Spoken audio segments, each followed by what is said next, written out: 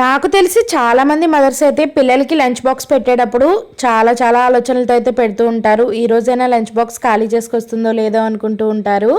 ఇప్పుడు నేను చూపించబోయే రెసిపీగా మీరు లంచ్ బాక్స్ పెట్టారంటే అసలు ఒక్క మెతుకు కూడా మిగల్చకుండా ఇంటికి తీసుకొస్తారు.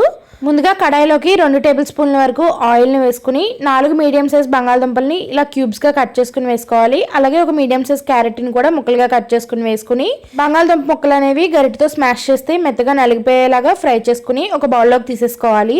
అదే కడాయిలో మరొక 1 టేబుల్ స్పూన్ వరకు నూనెని వేసుకుని 5 లవంగాలు, 2 బిర్యానీ ఆకు, ఒక మరాఠీ మొగ్గ, ఒక బిర్యానీ పువ్వు, గుప్పెడంత జీడిపప్పు వేసుకుని మంచి రంగు వచ్చేంత వరకు వేయించుకుని ఒక మీడియం సైజ్ ఉల్లిపాయని చిన్న ముక్కలుగా కట్ చేసుకుని వేసుకోవాలి. అలాగే 3 పచ్చిమిరపకాయల్ని చీరికలుగా కట్ చేసుకుని వేసుకుని 1 స్పూన్ అల్లం వెల్లుల్లి పేస్టు, 1/2 స్పూన్ పసుపు, 1/2 స్పూన్ వరకు ఉప్పును వేసుకుని మంచి రంగు వచ్చేంత వరకు వేయించుకోవాలి.